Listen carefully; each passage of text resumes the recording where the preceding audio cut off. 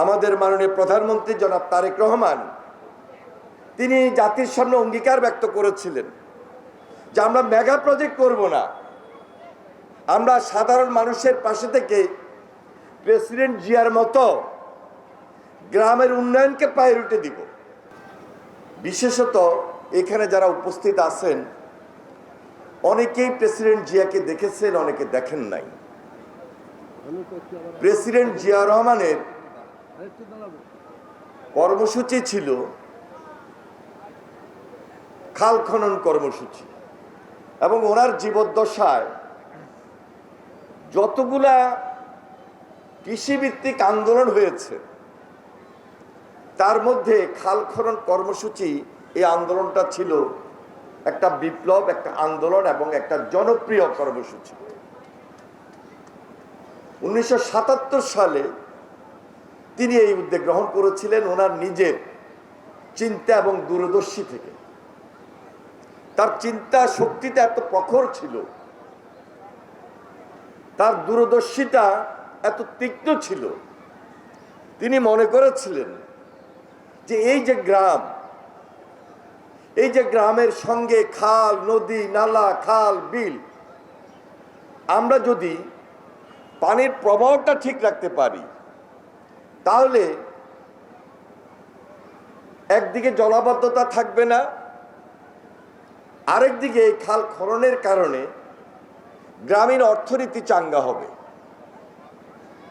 কৃষির একটা বিপ্লব হবে, কৃষির একটা উন্নয়ন ঘটবে, এবং সেখান থেকে যে উপকারিতাটা আমরা পাবো, এক নাম্বার সেটা হলো সেচের উন্নয়ন। খালের পানিটা আমরা যদি পার্শ্ববর্তী জমিতে দিই উৎপাদনটা দ্বিগুণ হবে, এবং তাই হয়েছিল ওনার জীবদ্দশা।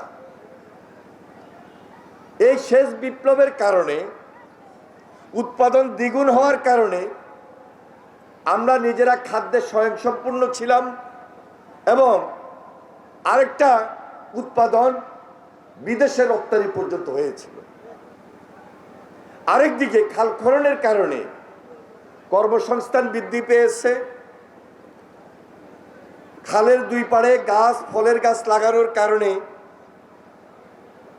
জলবায়ু এবং পরিবেশ উন্নত হয়েছে। আরেকদিকে এই যে খালের সঙ্গে নদীর যে সংযোগ, পানির প্রবাহের কারণে একটা সুন্দর নৌ পরিবহন ব্যবস্থার উন্নয়ন হয়েছে। আমরা দীর্ঘদিন আন্দোলন সংগ্রাম করার মাধ্যমে আমরা একটা নতুন বাংলাদেশ তৈরি করার জন্য, গড়ার জন্য যে সুযোগটা পেয়েছি, নির্বাচনের আগেই আমাদের মাননীয় চেয়ারম্যান, আমাদের মাননীয় প্রধানমন্ত্রী জনাব তারেক রহমান তিনি জাতির সামনে অঙ্গীকার ব্যক্ত করেছিলেন যে আমরা মেগা প্রজেক্ট করব না, আমরা সাধারণ মানুষের পাশে থেকে প্রেসিডেন্ট জিয়ার মতো গ্রামের উন্নয়নকে প্রায়োরিটি দিব, যার ভিত্তিতে আজকে খাল খনন কর্মসূচি নতুন করে নতুন বিপ্লবে আমরা স্থান নিয়ে এসেছি ইনশাল্লাহ।